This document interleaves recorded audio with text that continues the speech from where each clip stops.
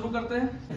आज हम लोग पढ़ेंगे limitation of civil disobedience movement. इसमें लिमिटेशन में दो ही लोग इंपॉर्टेंट हैं, एक दलित्स और एक मुस्लिम्स। इनका पार्टिसिपेशन एक्टिव नहीं रहा, यानी जैसा होना चाहिए था वैसा नहीं रहा। तो सबसे पहले हम लोग किसके बारे में पढ़ेंगे? दलित्स के बारे में। ठीक है, पार्टिसिपेशन क्यों नहीं था सिविल डिसोबीडियंस मूवमेंट में? ध्यान से सुनना। दलित जो थे कांग्रेस में, चूंकि जो हायर पोस्ट पे थे वो सनातनी हिंदू थे और कांग्रेस ये नहीं चाहता था कि वो ऑफेंड हो जाए। यानी कांग्रेस का ये मानना था कि अगर दलित लोगों को हम शामिल करेंगे तो कौन ऑफेंड हो जाएंगे, किसको बुरा लग जाएगा? सनातनी को।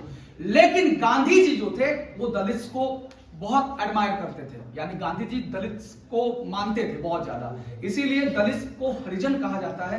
हरिजन नाम किसने दिया? गांधी जी। और हरिजन का मतलब होता है children of God. Gandhi ji ने यह कहा था कि अगर हमारे देश से अनटचेबिलिटी यानी छुआछूत खत्म नहीं हुआ तो अगले 100 साल तक स्वराज नहीं आएगा, यानी अगले 100 साल तक हम आजाद नहीं हो पाएंगे।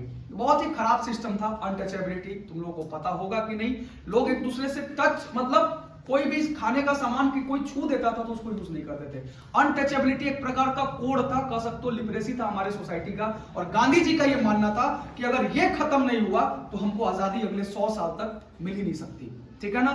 लेकिन अब सवाल ये आता है कि दलित का डिमांड क्या था, वो चाहते क्या थे भाई? तो दलित ये चाहते थे कि उनको मिले रिजर्वेशन। कहां मिलेगा रिजर्वेशन?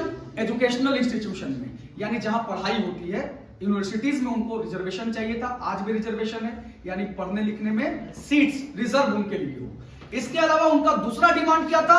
उनका दूसरा डिमांड ये था कि उनको चाहिए था सेपरेट इलेक्टोरेट। आज अच्छे से समझाएंगे तुम लोगों को कि सेपरेट इलेक्टोरेट क्या होता है। ठीक है, सेपरेट इलेक्टोरेट चाहिए था कहां पे? लेजिस्लेटिव काउंसिल्स में। और उनका तीसरा डिमांड क्या था दलित का? पता है? उनका यह मानना था कि हम तभी पावरफुल हो सकते हैं, या जाता है डिप्रेस्ड क्लास हमारे देश में, क्योंकि वो पिछड़े हर तरह से सोशली और इकोनॉमिकली वो लोग बैकवर्ड आज भी हैं, पहले भी थे। तो उनका यह मानना था कि हम पावरफुल तभी बन सकते हैं जब हमारी भागीदारी या कह सकते हो पार्टिसिपेशन बढ़ेगा। कहां पार्टिसिपेशन बढ़ेगा? इलेक्शंस में या पॉलिटिक्स में। यानी दलित का पार्टिसिपेशन अगर पॉलिटिक्स में बढ़ेगा तो उनका जो प्रॉब्लम्स है या कह सकते हो उनका जो डिसेबिलिटी है वो धीरे धीरे क्या हो जाएगा? खत्म हो जाएगा। इसीलिए बी.आर. अंबेडकर साहब सामने आए। उन्होंने दलित के लिए आवाज उठाया, आवाज बुलंद किया और उन्होंने एक सोसाइटी बनाई, एक एसोसिएशन बनाया। उस एसोसिएशन का नाम था डिप्रेस्ड क्लास एसोसिएशन। और वो कब बनाया? 1930 में। ठीक है ना। लेकिन गांधी जी का थोड़ा सा अंबेडकर साहब के साथ लड़ाई हो गया था, कुछ समस्याएं हो गई थी, ये हम लोग अच्छे से समझेंगे। पूना पैक्ट, पूना पैक्ट अब हम लोग पढ़ेंगे, लेकिन पूना पैक्ट के पहले कह रहे हैं पूना पैक्ट क्यों हुआ, सुनना इसको। 1909 में मुस्लिम लीग ब्रिटिशर्स के पास गई। कब गई? 1909 में। उन्होंने डिमांड किया सबसे पहले इंडिया में किसका? सेपरेट इलेक्टोरेट का। सेपरेट इलेक्टोरेट क्या होता है पहले ये समझना।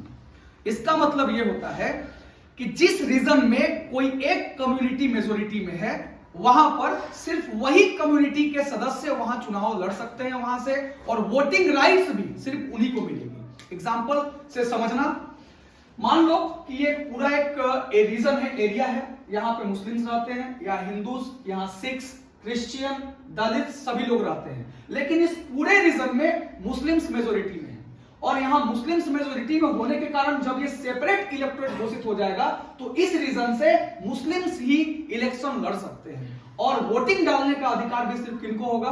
मुस्लिम्स को। बाकी लोगों के पास वोटिंग राइट नहीं रहेगा। इसी को क्या कहा जाता है? Separate electorate.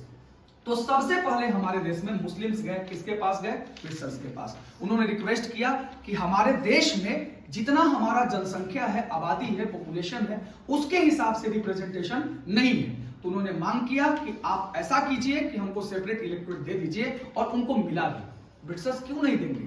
कोई ब्रिटिशर्स के पास जाएगा कुछ मांगने के लिए, उनको तो और बढ़िया है, देश को बांटना और आसान हो जाएगा। कोई मेरे पास आया है कुछ मांगने के लिए, ब्रिटिशर्स तो देंगे ही उनको। ठीक है ना। इसके बाद क्या हुआ? 1919 का कहानी अब सुन लो। हर एक 10 साल के बाद रिफॉर्म होता था। अब बारी था मॉन्टेग्यू चेम्सफोर्ड रिफॉर्म का। यह कब हुआ था? 1919 में। इस समय कुछ और कम्युनिटीज इंडिया की सामने निकल करके आई, माइनॉरिटीज, जैसे सिख आए, इंडियन क्रिश्चियन आए, एंग्लो इंडियन आए, जो यूरोपियन इंडिया में रहते थे वो लोग भी आए, सब लोगों ने डिमांड किया सेपरेट इलेक्टोरेट का, और ब्रिटिश गवर्नमेंट ने उन सभी को दे दिया सेपरेट इलेक्टोरेट, यानी इतने लोगों को मिल गया। अब हमारे देश में तुमको पता है दलित्स की सिचुएशन उस समय भी वही थी, ठीक है ना। वो लोग सोशली, एजुकेशनली, इकोनॉमिकली इंडिया के सबसे बैकवर्ड क्लासेस थे। उन लोगों के लिए आवाज बुलंद किया बाबा साहब भीमराव अंबेडकर जी ने। उन्होंने क्या किया, 1927 में जब साइमन कमीशन, तुमको पता है इंडिया आया था, साइमन कमीशन के पास चले गए बाबा साहब अंबेडकर साहब, और उन्होंने भी सेपरेट इलेक्टोरेट का मांग किया। किसके लिए? दलित्स के लिए, ठीक है ना। लेकिन उनको मिला नहीं वो। लेकिन सेकेंड राउंड टेबल कॉन्फ्रेंस में इसी के बारे में चर्चा हुई। वहां के जो प्राइम मिनिस्टर थे मैकडोनल्ड्स, रैमसे मैकडोनल्ड्स, उन्होंने ये कहा गांधी जी और अंबेडकर साहब से कि ये जो प्रॉब्लम है आप लोग खुद सुलझा लीजिए, अगर इस समस्या को आप लोग खुद नहीं सुलझाएंगे तो फिर बीच में हमको आना पड़ेगा। कुछ समय बीता, इंडिया में गांधी जी लौटे, सिविल डिसोबीडियंस मूवमेंट को स्टार्ट किया, लेकिन समस्या सुधरी नहीं। तो ब्रिटिशर्स के पास फिर से अंबेडकर साहब गए और ब्रिटिशर्स मान गए, यानी कि दलित्स को सेपरेट इलेक्टोरेट मिल गया इंडिया में। उसमें क्या क्या इनको मिला था? इनको मिला था कि अगले 25 साल तक ये जो व्यवस्था है या पावर है इनके पास रहेगा। एजुकेशनल इंस्टीट्यूशन में भी इनको रिजर्वेशन वगैरह मिला, यानी ब्रिटिशर्स ने इनको सेपरेट इलेक्टोरेट दे दिया। लेकिन इस बात से अब कहानी फिर चलते हैं back. Gandhi ji civil disobedience movement के बाद कहां चले गए थे? जेल में। और जेल में कहां पे बंद थे? पुणे में, ठीक है ना। सेकंड बार, जब दूसरा बार गांधी जी ने शुरू किया, उनको पकड़ लिया गया, जेल में डाल दिया गया पुणे का। वहां पर क्या होता है कि गांधी जी को जैसे ही ये पता चलता है कि ब्रिटिशर्स ने एक्सेप्ट कर लिया किसको? दलित्स को सेपरेट इलेक्टोरेट देने का प्रपोजल, उसी समय गांधी जी नाराज हो गए, ठीक है ना। और जेल से ही ये आह्वान किया कि अब हम भूख हड़ताल पर बैठेंगे, आमरण अनशन टिल डेथ, यानी जब तक हम मरेंगे नहीं तब तक कुछ खाएंगे नहीं। भूख हड़ताल पर गांधी जी बैठ गए। इसके बाद हुआ क्या? अंबेडकर साहब को लोग एक तरह से कह सकते हो विलन की तरह मानने लगे, पूरे देश में देखने लगे कि उन्हीं के चलते ये हुआ है, वही कारण है इसका। जो भी चीज हो रहा है देश में, गांधी जी भूख हड़ताल पर बैठे हैं, बेचारे इतने बूढ़े हैं, कहीं ऊपर चले गए तो बड़ा समस्या होगी, दिक्कत होगी। और इन सब परिस्थितियों के लिए जिम्मेवार किसको माना जा रहा था? अंबेडकर साहब से। लेकिन अंबेडकर साहब भी लेट किए जा रहे थे। उधर गांधी जी भूखे बैठे पड़े थे जेल में, इधर अंबेडकर साहब कह रहे थे, मानने को तैयार ही नहीं थे। अंबेडकर साहब को मनाने कई बड़े बड़े लोग गए, सरदार पटेल गए, मालवीय साहब गए, मदन मोहन मालवीय जी, तेज बहादुर सप्रू जी के बारे में बताया था तुमको, वो भी गए, लेकिन वो माने नहीं। लेकिन जब गांधी जी की स्थिति दिन प्रतिदिन बिगड़ने लगी, तब क्या हुआ? ये जाते हैं वहां जेल में गांधी जी से मिलने। गांधी जी को कहते हैं अंबेडकर साहब गांधी जी से कहते हैं कि सिर्फ हम ही क्यों, मुस्लिम्स ने मांगा सेपरेट इलेक्टोरेट, आपने कुछ नहीं बोला। सिख ने मांगा, आपने कुछ नहीं बोला। क्रिश्चियंस ने मांगा सेपरेट इलेक्टोरेट, उनको मिला, आपने कुछ नहीं बोला। जिसने भी मांगा, एंग्लो इंडियन, यूरोपियन, सबको मिला सेपरेट इलेक्टोरेट, आपने कुछ नहीं बोला। सिर्फ हमसे ही नाराजगी क्यों? गांधी जी से उचित सवाल पूछा, ऐसा लगा अंबेडकर साहब को। उन्होंने पूछ दिया गांधी जी से कि ऐसा हम ही लोगों के साथ क्यों? भाई हमको मिला है तो भी आप खुश रहिए, जब उनके समय कुछ नहीं बोले तो हमारे समय क्यों बोल रहे हैं? गांधी जी से पूछा। गांधी जी ने अंबेडकर जी को समझाया कि हमको यहां पर देश का विभाजन दिख रहा है, देश टुकड़ों में बंट जाएगा। गांधी जी ने उनको समझाया कि अंग्रेज, आप जा रहे हैं अंग्रेजों के पास कुछ मांगने, अंग्रेज आपको दे रहे हैं और आप खुश हो जा रहे हैं। और आप जब अंग्रेजों से खुश हो जाइएगा तो आप अंग्रेजों का विरोध कभी करिएगा नहीं करिएगा। तो धीरे धीरे अंग्रेज ऐसे ही भारत के मेजोरिटी ऑफ लोगों पर कब्जा कर लेंगे, उनके मानसिकता पर, और देश हमारा कभी आजाद हो ही नहीं पाएगा। और खास करके ये जो हुआ है, स्टेप लिया है अंग्रेजों ने दलित्स को सेपरेट इलेक्टोरेट देना, हम हिंदुओं को डिवाइड करने का, ये बहुत बड़ा षड्यंत्र है अंग्रेजों का।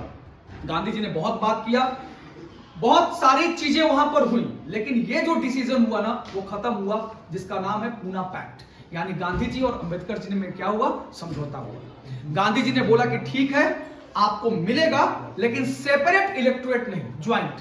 यानी जो हमने बताया था वोटिंग राइट सिर्फ उसी कम्युनिटी के पास होती थी जिसको इलेक्टोरेट मिलता था। अब यहां पर वोटिंग राइट किसके पास होने लगा था? सबके पास। यानी खड़े होंगे सिर्फ उन्हीं के लीडर्स, दलित, लेकिन वोट डालने का अधिकार सबको रहेगा। इसके अलावा हमने बताया था कि पहले जो सीट्स मिला था अंग्रेजों के समय दलित को, कितना मिला था? 71, और गांधी जी ने कितना सीट दिया? 148, ठीक है ना। और इसी पैक्ट को, समझौता को, जो गांधी जी और अंबेडकर जी के बीच में हुआ पुणे में, इसी को कहा जाता है पूना पैक्ट। समझ में आ गया? कोई डाउट है इसमें? नहीं ना? तो अब यही कहानी पूना पैक्ट की खत्म होती है। इसके बाद हम लोग चलते हैं अब मुस्लिम्स के बारे में, ठीक है ना? मुस्लिम्स का जो पार्टिसिपेशन था वो कैसा था? ल्यूकवार्म, यानी बिल्कुल ही कह सकते हैं कि कम, यानी not active participation of Muslims. Lukewarm मतलब गुनगुना होता है हिंदी में, यानी बहुत कम पार्टिसिपेशन रहा मुस्लिम्स का। कहां पे? सिविल डिसोबीडियंस मूवमेंट में। इसका रीजन था, हमने तुमको पढ़ाया था कि 1920 में जब असहयोग आंदोलन यानी नॉन कोऑपरेशन मूवमेंट और खिलाफत मूवमेंट साथ में चल रहा था, उस समय हिंदू मुस्लिम यूनाइट थे, और गांधी जी का भी यही मानना था कि हमारे देश में हिंदू और मुस्लिम को क्या कर लेना है? यूनाइट करके चलना है, एक करके चलना है।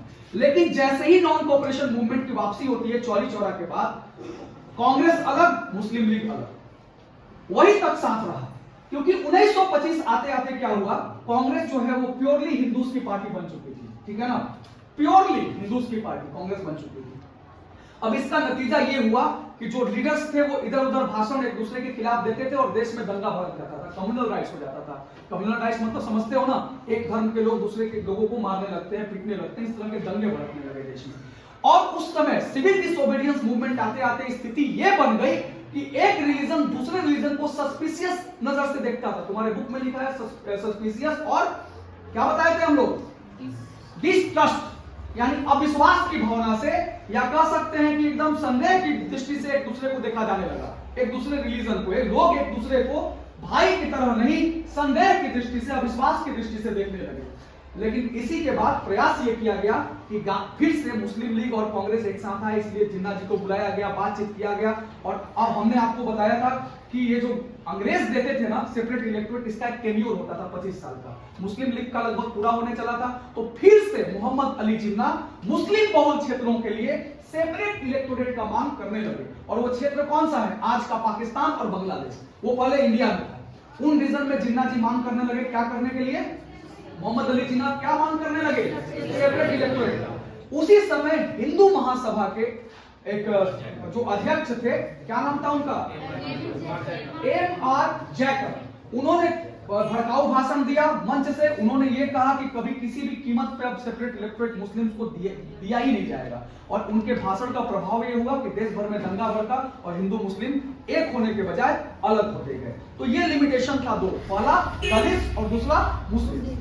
क्लियर है? तो आज हम लोग लिमिटेशन कर रहे हैं। नेक्स्ट क्लास में हम लोग क्या करेंगे? Sense of collective belonging.